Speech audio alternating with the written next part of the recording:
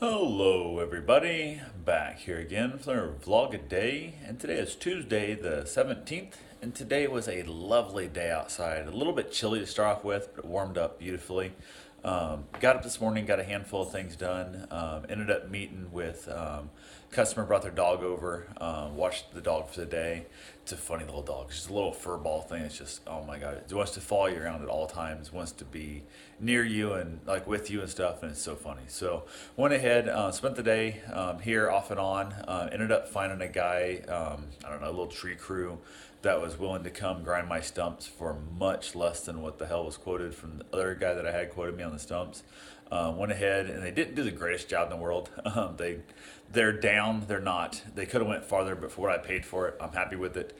I believe I can get a skid steer in there and kind of backfill them over to low spots anyway. I got to knock the one the rest of the way down. So for what I paid, worst case scenario, once I get a skid steer in here and get some other stuff moved around, dug around, find out where they actually need to be, if they're under far enough down or not, I can bring another crew back out or even bring them back out. For what I paid them, I can pay them half that again and happily have them come out and finish knocking them down farther. So went ahead, it was cheaper to hire these guys than it was to rent one for the day for a stump grinder, and that's ridiculous. So the equipment they had was really, I don't know, old, and the one guy did not know how to operate it worth a damn, which it was funny watching him like bounce that thing around, and they were not safety conscious at all. Like, it was just the one guy's chain flew off his chainsaw at one point. Just stupid stuff.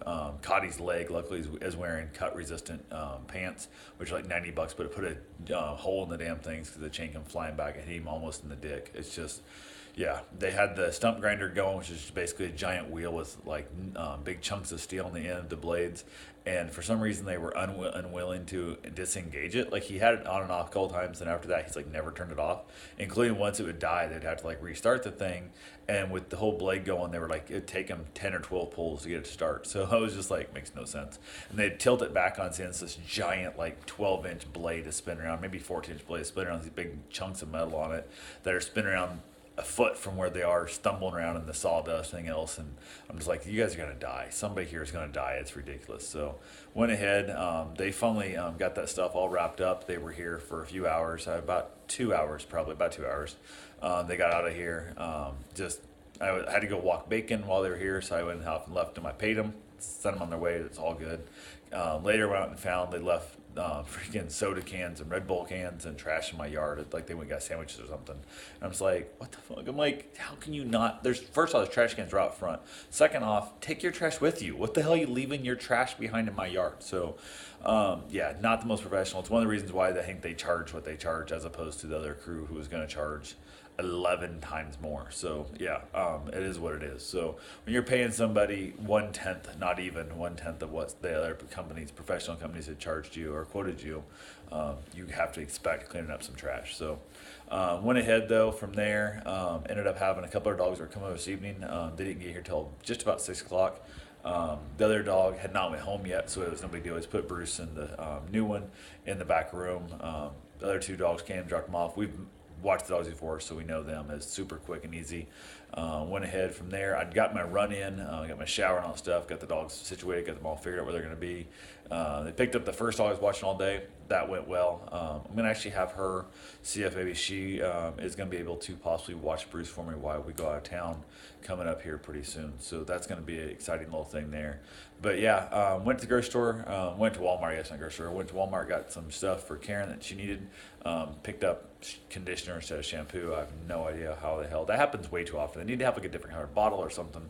It is what it is. So went ahead. I got to take that back now. I took my TomTom back. That thing was the biggest pile of crap. Oh my god, it was like, it didn't have Disney World listed. It was his Disney's World, which is not right. I tried to find Sam's Club. There's no Sam's Clubs listed in it at all anywhere. Like, usually you can kind of like search Point Adventures near you. There's a bunch of problems with that thing. And the worst problem was that once you get something in there and you do find an address, which you can look up online, whatever, but you're driving along, let's say you miss a turn, road construction or whatever and stuff, or you go the different directions, like a gas station, to to get some gas. You come back out. It'll take up to 10 minutes. The average is about 8 minutes it took it to recalibrate. Problem is, in 8 minutes, you've already drove past what it told you was the next recalibration, and then you missed that one, has to restart recalibrating again. So it's just absolutely a pain in the butt. So you had to pull over and sometimes sit there for 10 minutes until it refigured where you're at, refigured a whole new route, and then started back over again. And that's just, there's no way I want to spend 10 minutes sitting in a parking lot waiting for my GPS to catch up to me. It's just absolutely stupid. So that went back. I don't know if it's a flaw in the system or just they're not good anymore. I don't know, because I've only had TomToms for in-car GPS, and I looked around a couple others that had similar problems with them, and I'm just going to go to Garmin now. Garmin's been my running watch company for a long, long time, and I'll just try them for the car thing. Terry's used them in the car one, and he likes it, but I was never a big fan because it seemed like, especially in DC, his was super slow for recalibrating. My TomTom was way faster out there, so who knows? We'll see what it is. So anyway, that's all I really got for right now. I will talk to you all tomorrow. Have yourself a safe, wonderful day. Thanks for watching.